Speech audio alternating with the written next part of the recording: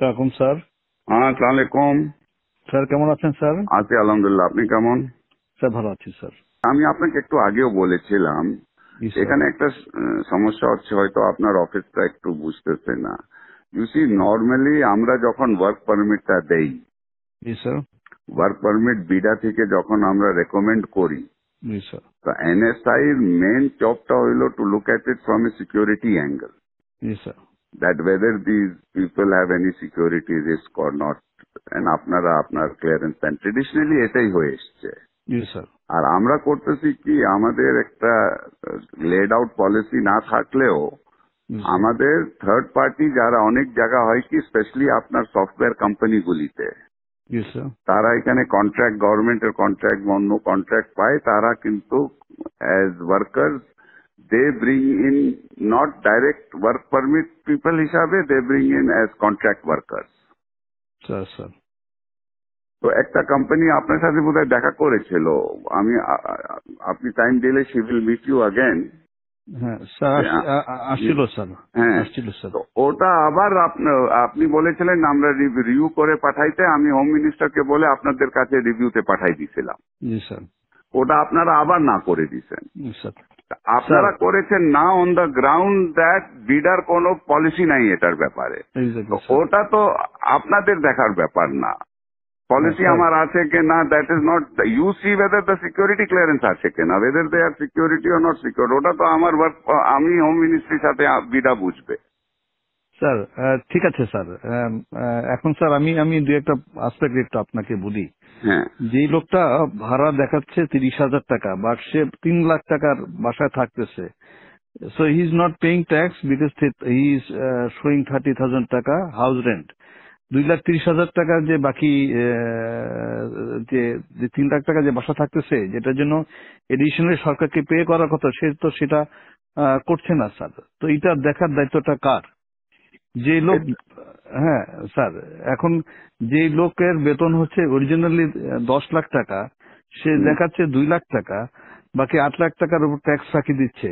এই এই এটা জিনিসগুলো দেখা। এটা এটা দেখার দায়িত্বটা হলো এনবিআর। হ্যাঁ, এনবিআর ধরবে। তো এনবিআর তো এনবিআর তো ধরতেছে, এটা তো এনবিআর যে ইন্টেলিজেন্স আছে স্যার তারা ধরছে না স্যার। ধরতেছে। না না, ধরতেছে না ধরছে স্যার। অনেকগুলিকে ধরেছে, আমরা অনেকগুলিকে স্যার, ধরছে, এয়ারপোর্টে আমরা আটকাই দিতেছি। স্যার যেই লোক আগে আসছে সে 8 লাখ টাকা বেতনে ছিল, এখন সে 2 লাখ টাকা বেতনে এখানে চাকরি করতেছে। তো বিদেশিরা এত দেশপ্রেমিক তো হয়ে যায় না যে আমার দেশে 8 লাখ টাকা বেতন ছিল 2 লাখ টাকা কাজ করবে। সুতরাং আমাদেরকে তো এগুলো যখন অবজেকশন দিয়েছি তখন সে তার বেতন আবার বাড়ায় 6 লাখ টাকা করেছে স্যার।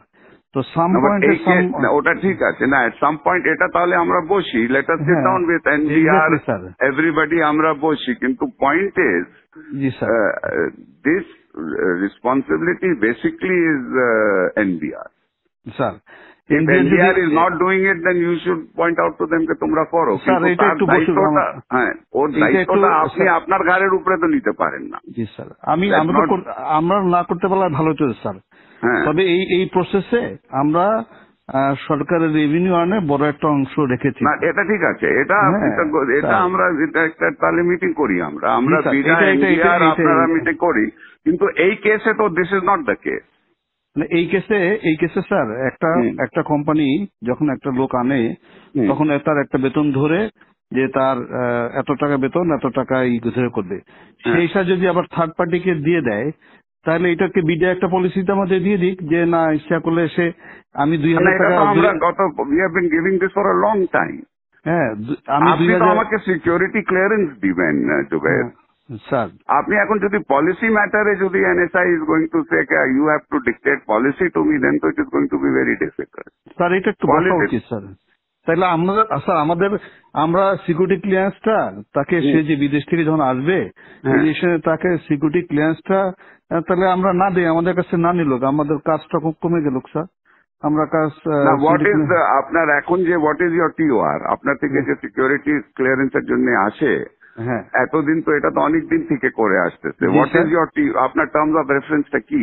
আমরা এটার ভিতর দেখি যে সে সরকারের মানে প্রথম কথা হচ্ছে যে সিকিউরিটি পার্সপেক্ট থেকে তার এমনি তার কোনো নিরাপত্তা হুমকি না। 2 নম্বর হচ্ছে যে কোনো ব্ল্যাকলিস্টে আছে কিনা। জি স্যার। 2 নম্বর হচ্ছে ইকোনমিক সিকিউরিটি পার্সপেক্টিভে সে সরকারের ফাঁকি টাকি দিয়ে কোনো জায়গা থেকে সরকারের ক্ষতি করছে কিনা এটাও আমরা দেখি sir.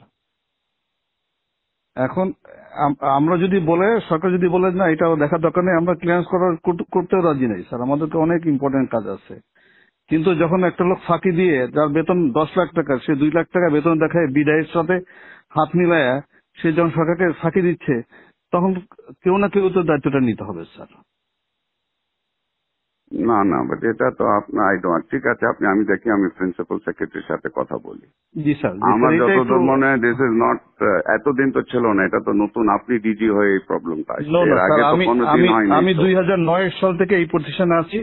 I work as director external, এবং যারা এরকম ট্যাক্সের ফাঁকি দিচ্ছে এই বিষয়গুলো সবগুলো আমরা এইভাবে করে ধরেছি, এবং আমরা যখন অবজেকশন দিয়েছি ওরা আবার বেতন বাড়ায়, যেটা লিগাল যে পায়, যে বাড়ি ভাড়া যা 3 লাখ টাকা দিয়ে করতেছে সে তখন 3 লাখ টাকা বাড়ে ওটার উপর সরকারকে ট্যাক্স দিয়েছে স্যার। চিটাগাং পোর্ট দিয়ে স্যার হাজার হাজার গাড়ি আসে, ওগুলো আটকাই ওরা ট্যাক্স দেয়।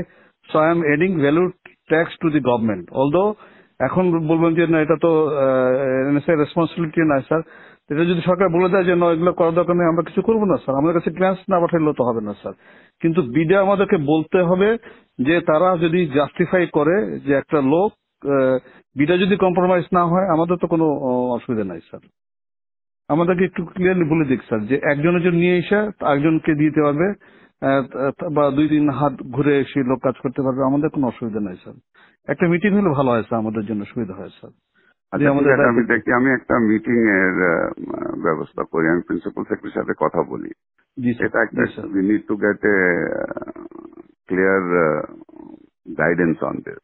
এবং আমি স্যার 2012 বছরে এই পজিশনে চাকরি করতেছি, এবং এইভাবে আমরা কিন্তু ক্লিয়ারেন্স মানে যেগুলোতে কম হয় না আমি অবজেকশন দিয়ে আসতেছি কিন্তু।